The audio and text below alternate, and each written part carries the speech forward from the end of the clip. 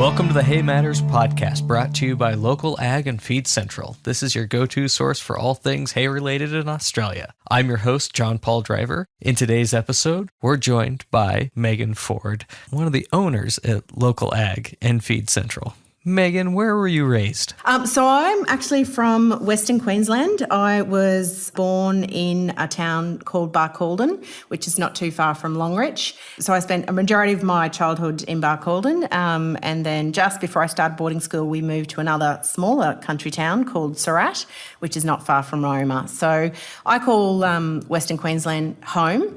As you think back to your childhood, who were some of those women that influenced you most? For me, growing up, there's probably a handful of people. My grandmother, so that's my dad's mother. At the time, I probably didn't know it. My dad travelled for work, so he was away a lot, and so Grandma would often pop around with some food and she would babysit.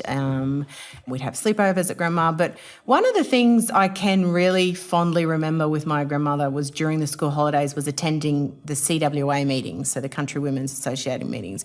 And as a little kid, you're all really excited because there's all the little scones and the finger food and the good china, and you're allowed to use a teacup, which you're not normally allowed to use at home. So, you'd see this amazing group of women getting together and fussing over morning tea. But then even maybe I wasn't paying attention, but subconsciously there were conversations happening in those meetings about how to support their community, about and we're talking about some of the early 90s, late 80s, early 90s, when drought had really started to take hold in Queensland.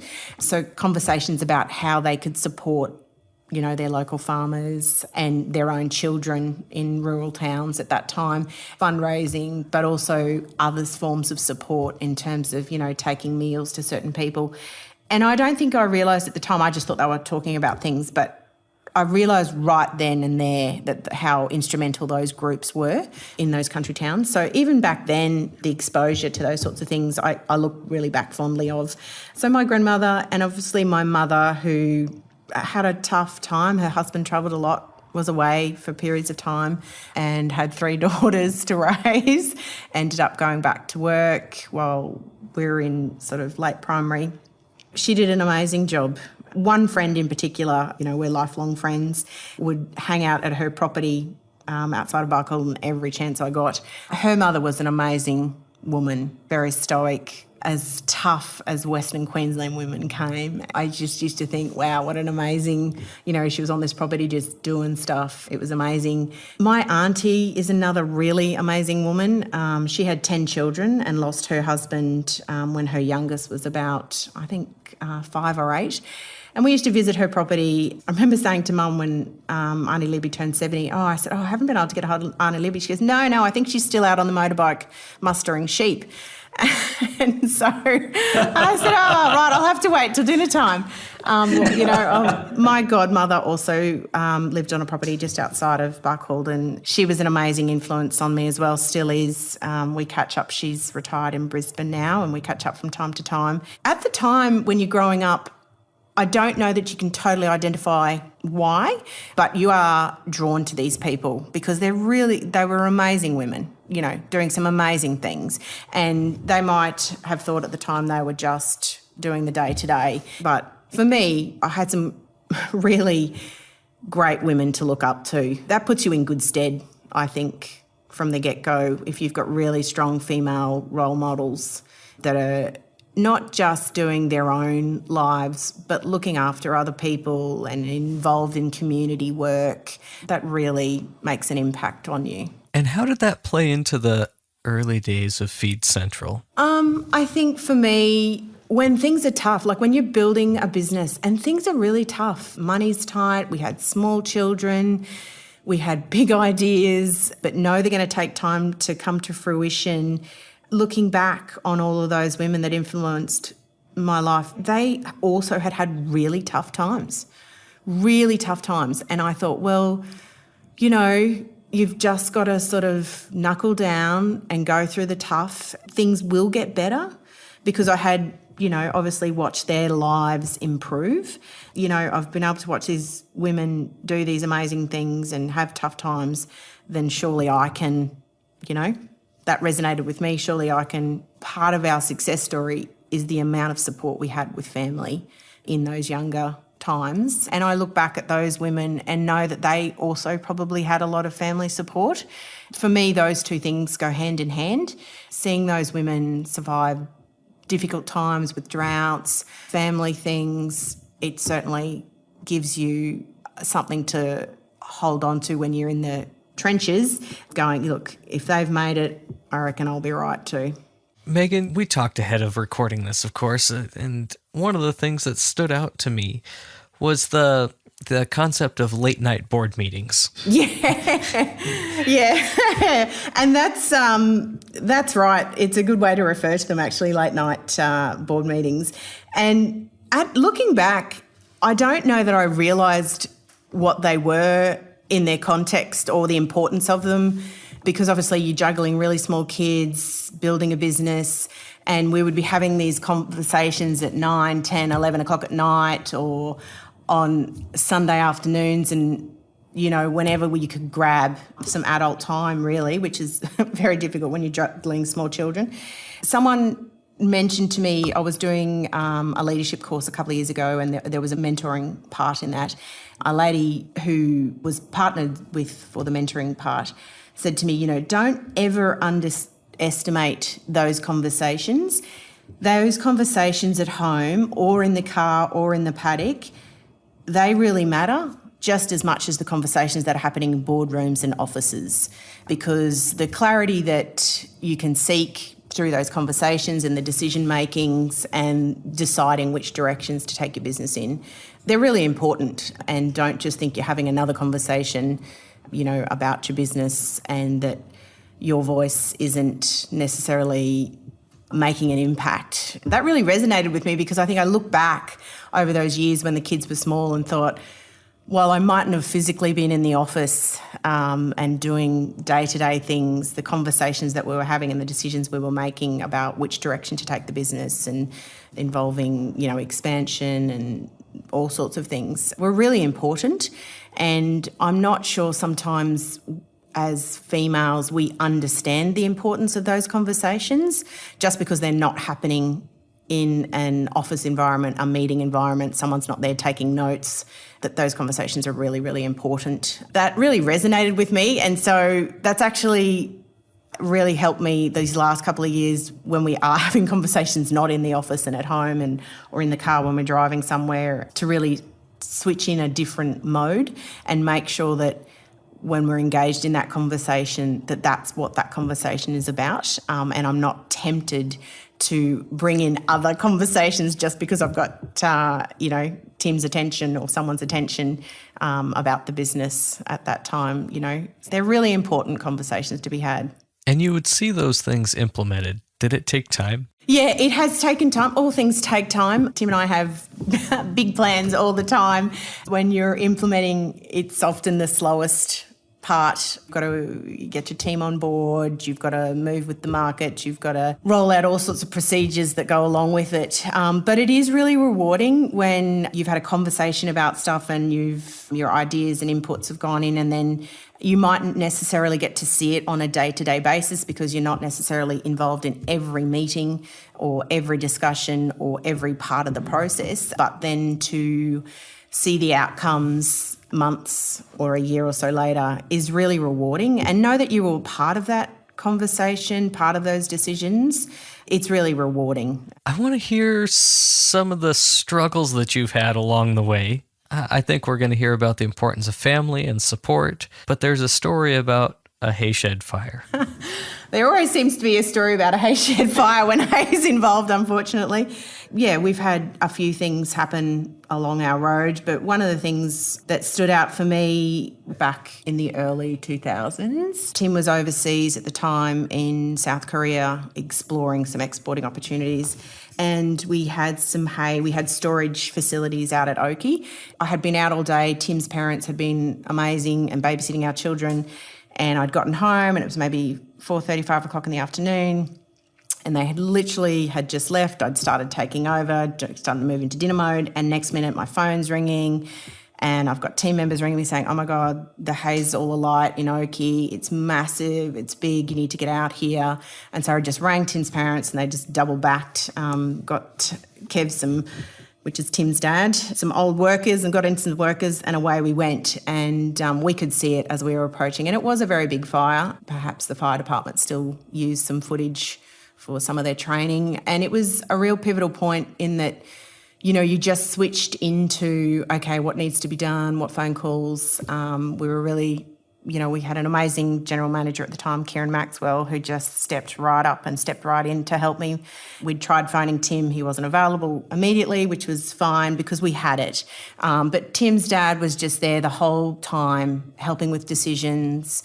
Okay, what do we need to do now? What needs, working with the fire department, working with the EPA because we had so much water and things going everywhere. It was right opposite a nursing home and hospital at the time. So there was a lot going on, a lot. And it was a really big fire. It just resonated how important it was to have that support at the time because it would have been really easy just to sort of fall in a bit of a heap and not really know what to do or where to go. But just having that family support and the team support at the time. And by the time Tim and I did connect, it was all in hand, as best it could be with the big fire, shed fire. That was an amazing example of, Tim's mum just stayed, did kid stuff, which allowed me to take control of the situation with the support of our general manager and get on top of everything, which was good, really, really good.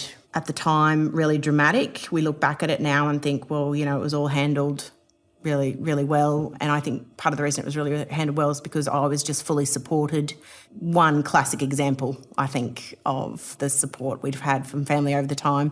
When the kids were really young, Tim was doing the hard, we were doing the hard yards. There was a lot of travel involved. I talked about when Annabelle was born in 2005, it was drought years, and my mum just sort of arrived, which was amazing. And Tim's parents, sometimes I wouldn't even know they'd been, and I'd come home and the lawn was mowed and there was just food in my fridge, casseroles and stuff, and it was just amazing because it was a really busy time. We had 4 small kids. Tim was on the road a fair bit. We were building our business, and as anyone knows, when you're in the thick of it, there's a lot to do and not enough hours in the day. I think one of the keys to our business surviving and thriving was having the family support. I don't believe we would have been able to build the business or have the growth rate without that family support. I'd be quite sure of it. Let's switch gears here and talk about your connections with other women in ag. Yes, for me, and I think I'm just going to say that I think women are really great networkers, and it's something where it comes naturally to a lot of women, perhaps more naturally than men. So over the years, I have really continued to network and be involved with different groups. It's something that even with the challenges of our business and when the kids were little, maybe not as much as I would have liked, but it was something that's always been really important to me. Early on, when we very first started our business, I was exposed or introduced, I should say, to really amazing ladies. They really got me involved in the industry on a women's in agricultural industry. Introduced me to 2 groups in particular, the Queensland Rural Women's Network, as it was known back in the day, and the Australian Women in Agriculture Network. And I was just embraced. I suppose I was a little bit younger than most of their members. It was an amazing opportunity to just see things and see what these women's groups were doing. And I think it was my first exposure that, apart from the CWA, which is the Country Women's Association, which I attended with my grandmother as a young child, and have really fond memories even of the CWA meetings because, it wasn't just about the cup of tea and scones. It was about what they were doing and organising and supporting in their local communities. But it was my first exposure into organised groups within the industry, and it was just amazing. And it was just this powerhouse of women having discussions and supporting each other and learning things and learning new skills, getting involved in the industry. I was really lucky to get involved in that in my early 20s. For me, it's just something that really instantly was drawn to. So I've tried over the last 20 years to really stay involved as much as possible. Of course, when the kids were little and you've got your hands full there, it wasn't as much. But certainly in more recent years, I've sort of maintained attending conferences, networking at events. And one of the things both of these groups in particular have managed to do is upskill people in the industry, and, myself included, through leadership courses, through different education things in the industry. And it's just an amazing thing that we have these groups, and it's important to be part of them. And I do think for me, they've been part of my journey in terms of meeting some amazing people, listening to some amazing stories, but learning, just really learning lots about the industry and learning new skills and upskilling all the time. So, yeah, it's been great. And I think those things when you're young, particularly in those early 20s, really make a difference. I'm already starting to encourage my girls to really look outside their school and university networks and, what else might you be interested in, and surrounding themselves with good, particularly women, to make sure that they're getting some great advice and influence, for sure. That's exactly what I was just going to head towards. What advice would you give to a young woman in agriculture today? Look around and get involved. I think there are some amazing groups doing some amazing things. You might not know anyone, but just go along anyhow, because I think women in agriculture are just so supportive and so interested in seeing the next generation do better and have better resources. So I think it's just really important that the young people just don't be frightened to go along, even if you don't know anyone. We're really good at networking and getting stuff done, really.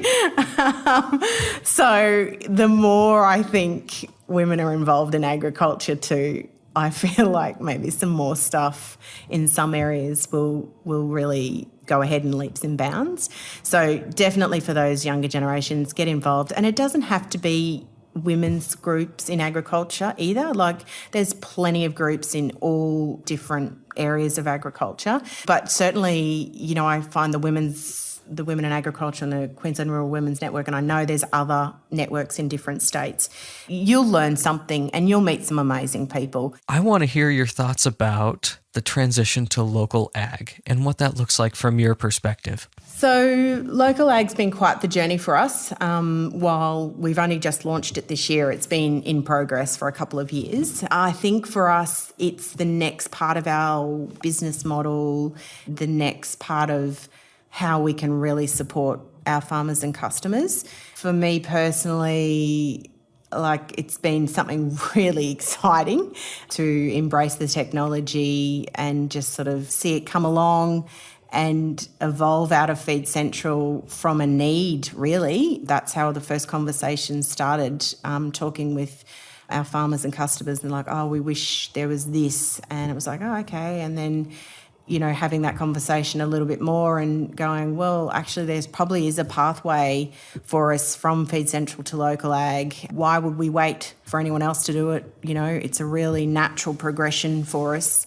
It's a wonderful way, I suppose, to support our customers and give them, the opportunity, the power in their own hands to look after their own farm and marketing. One of the things we're finding constantly with farmers and customers is that their business is ever evolving as well, and they're just incredibly business savvy, smart people. Providing a platform for them really wasn't a difficult decision, if that makes sense. It's been an exciting journey, really, to see another part of the business come along and evolve. Megan, this has been a wonderful discussion. Thanks, Jon Paul. Megan, I've enjoyed hearing your stories, your trials and tribulations, and your advice is no doubt well-founded. Thanks for having me, Jon Paul. I've enjoyed it today. Again, I've been joined by Megan Ford, one of the owners at LocalAg and Feed Central. Megan, again, a big thank you to you. This podcast is proudly presented by LocalAg and Feed Central. Stay tuned for upcoming episodes.